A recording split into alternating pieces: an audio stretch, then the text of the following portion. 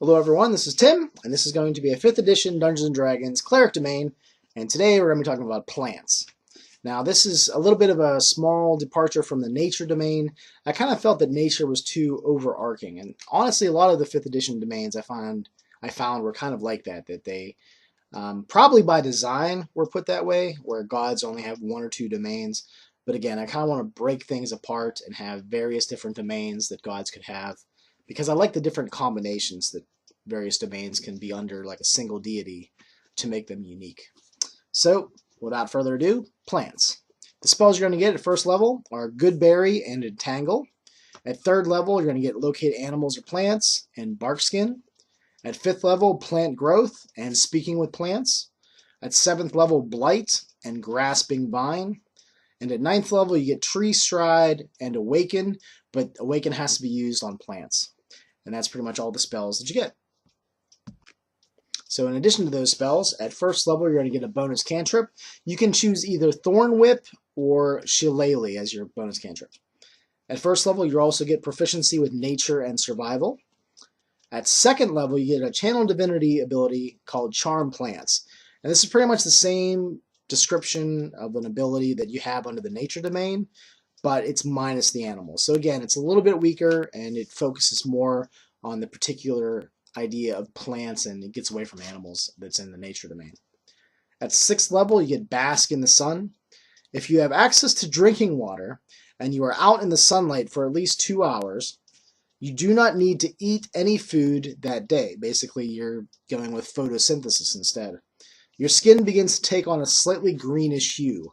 And I kind of thought this was kind of a neat idea. You know, you're basically turning into the Green Man, of various mythologies, taking on some plant-like aspects. Maybe your hair starts to get some small leaves or turns into grass. You really can have a lot of fun with the way you describe your character taking on more plant-like abilities and plant-like descriptions and traits. So yeah, have a lot of fun with that. Okay, at 8th level, you get the ability Natural Resource. Your body starts to produce plant-like products. This can be fruit, nuts, seeds, edible or smokable leaves, blossoms, flower petals, etc. Grass. You produce an amount of food servings equal to half your cleric level. So for example, at 8th level, you can feed up to 4 people per day.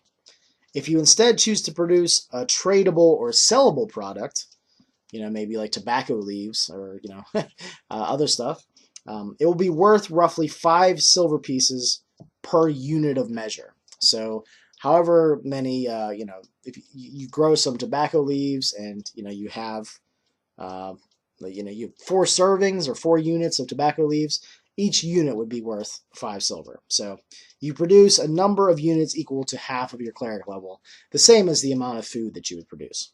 So I thought this was kind of a cool idea where you are a resource for the party members. If you're ever stuck somewhere, you can literally just grow some apples out of your hair or off your back, or they can break off some various leaves and so forth, and smoke up to their heart's content. So yeah, I just kind of went with that whole plant idea, and I thought it was a little bit better than the nature domain that was in the player's handbook. It has a little bit more flavor, and it really sort of makes me picture a character turning into a plant, turning into Treebeard in Fangorn Forest to some extent. So I thought that was pretty cool. At 17th level, you get the ability Hidden Flesh. As an action, you can begin the process of turning into a tree, a bush, a hedge, or any other sort of similar sized plant. Your new form can be up to 3 times your height. So if your character was like 5'0", they can go up to 15 feet tall. Yeah. So another requirement for this is that you've had to touch this plant in the past to be able to turn into it. So, you just can't think, oh yeah, I'm going to turn into an apple tree. But if you've never touched an apple tree, then you're not going to be able to turn into one. So you have to, probably as this character, just go around and make notes. I'm touching an elm tree. I'm touching an oak tree. Touching Old Man Willow over here. And just keep a list of what kind of trees that you could turn into with this ability. You can also move at half of your movement rate whenever you're in this form.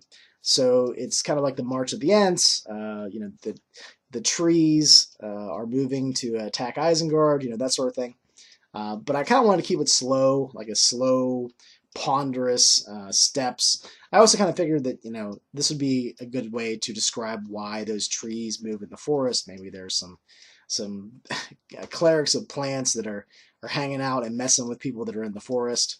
It's sort of it made me think of a lot of fun things like Wizard of Oz, with that hurling the apples at Dorothy and all the gang. But yeah, that's my plant domain, and I'll talk to you guys later.